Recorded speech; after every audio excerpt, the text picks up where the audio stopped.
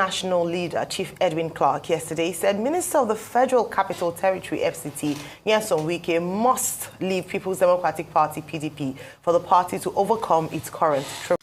Hello, I'm back again. I'm not coming again. Let's listen to what Shofar is saying again about PDP, PDP problem. Fubara has restricted the PDP members back to their states, River State. And Edwin Clark said he wants Wike to be kicked out from PDP. But Rufai, unfortunately, disagreed with him, saying that Wike goes nowhere. Why he has to go now? No, he goes nowhere. Just listen to what Rufai is saying. Listen to what he's saying in our eyes. Who said before, criticize Matawale for defecting to APC. Criticizing the man, in the former governor of State, or mayor or something, for leaving PDP. And criticizing Ayade, the former governor of Cross River, for crossing. Today, Wike is dancing in APC, pretending that he's working for President Tinubu to become the next president in 2027. That is not true. I'm indeed very sorry, and I feel very sad that President Tinubu, a renowned politician, a strong politician, an experienced politician, should allow himself to be misled by a man like Wike, who has no standard. Meanwhile, River State Governor Siminalayi Fubara says he remains a genuine member of the main opposition People's Democratic Party. Fubara's reassurance comes after rumors that he was on the verge of decamping to a relatively unknown political party due to his face-off with former Governor Nyesom Wike. The governor hosted members of the PDP Board of Trustees at Government House in Port Harcourt. I'm happy that today they are with us here to discuss the issue of River State. And I want to assure members of our party,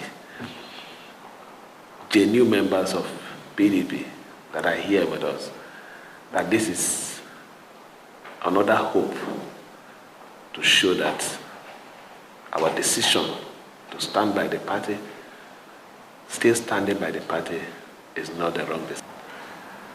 When we heard or read, speculations, perceptions, and what have you, that we, the party, if we're not careful, might lose River State. Of course, if we lose River State, then Nigeria has lost the future.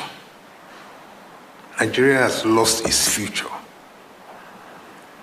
We don't want what happened in 2015, 2023 to repeat itself. These men and women you see here are very neutral. But as the conscience of the party, we must go by the rule of law.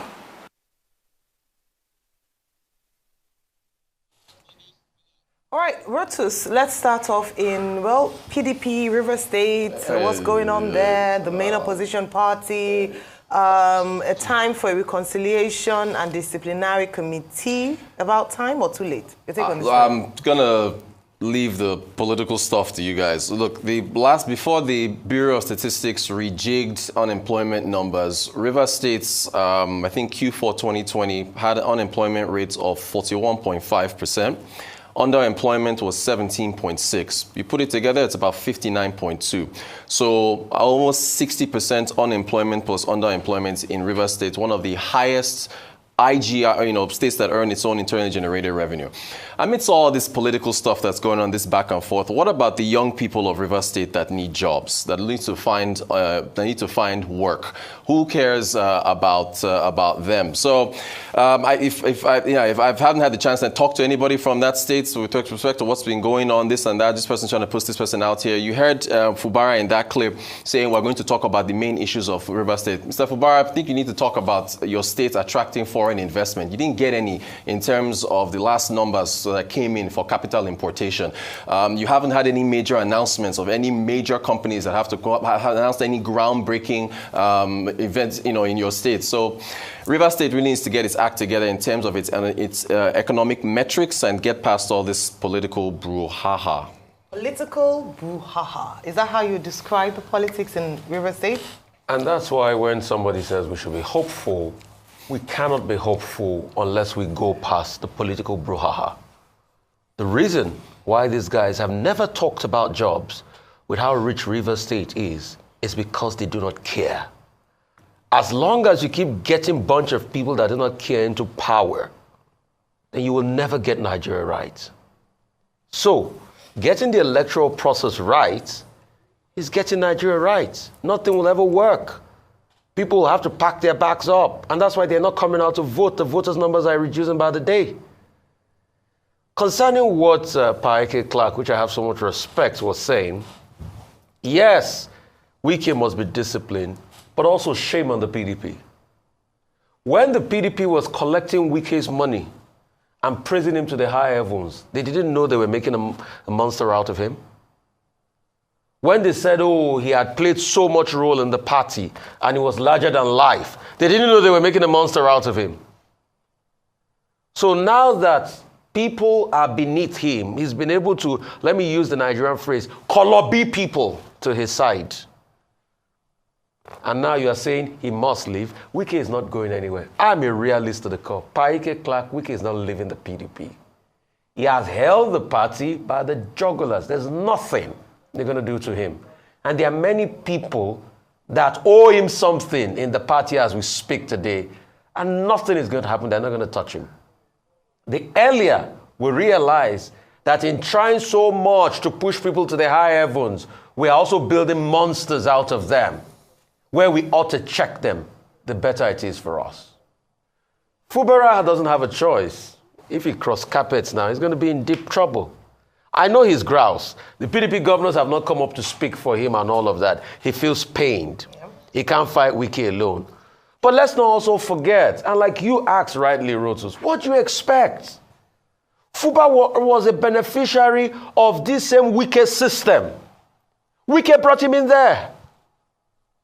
So if he wants to act holier than thou, they remind him that did he campaign for himself to win the elections? Let's ask him that question. And that's the reason why they will never fix the unemployment. 2 years ago, we had, and I'll give you an answer, Rotus. 2 years ago or 3 years ago, the last time we had Governor Wike here, he was still governor then, Dr. Abati and I interviewed him. And I pushed the same questions you push to him. Ask me what he replied with. He said he's building bridges. Governor Wike told me he's building bridges. And I said, bridges do not create employment. He said, no, leave it alone. He creates employment. If you build one bridge and you have many casual workers. He said that's his own way to create employment. In fact, let me tell you what he said. Rotus, Mr. Statistics. Yep. He said the MBS statistics are fake about Rivers State. So is it people that don't even appreciate the things you say here are those ones that are going to fix the state? That's why constituents have to hold their elected officials accountable. They have to hold your governors accountable. I agree with you in terms of holding governors or your elected officials accountable, but also there's a responsibility of trust that is placed on those leaders to actually deliver based on on the people's mandates. And it's only unfortunately during election campaign season that they come out to talk about what they're going to do, but most of the time it falls flat, nothing there. But let me just talk about Wike Clark's letter. This is his third letter to the acting chairman, national chairman of the PDP.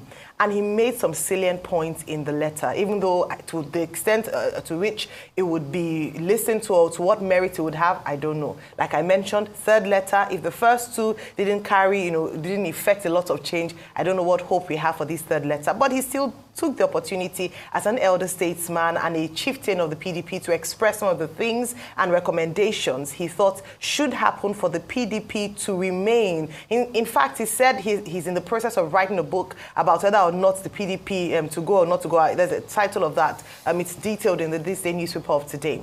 One of the things he said very clearly was that in order for the party to move forward, they must be able to discipline erring members, and there should be no sacred cows in the person of the Minister of the Federal Capital Territory, Mr. Wike. What he has expressed in his letter is not different from what we have expressed a number of times on this table. We've asked critical questions, and even when we've had spokespersons on the PDP or chieftains on the PDP, the question has been recurrent. Why are they not handling this situation, this monster that has become the Wike situation? I'm not saying Wike himself is a monster before I'm quoted out of context. What I'm saying is that the situation, the first time when he created the G5 movement or G5 governors, nothing was done. A man who came out clearly to work against your party at the presidential election, didn't hide it, wasn't shy about it, came out boldly, and even got some, some alliances within the party to disrupt the party's chances at the polls, and nothing was done to him. Yet someone comes out to speak about the party and they're suspended or they're even expelled. These are things to look out for. The next thing, of course, he spoke about is even the complicity of the acting national chairman, saying he himself has questions to answer, that he has acted against the constitution of the party by taking the National Working Committee to court, and even says that he's working with some detractors of the party against the party. The PDP, if it doesn't put its house together, is fast losing its ground as main opposition party, and this will be further worsened if Fubara leaves the party because, leaves the party because Restates is one of their strongholds as PDP. So we'll continue to see this drama unfold. Let's see if this letter would go to any extent, but hopefully they'll take the advice of party.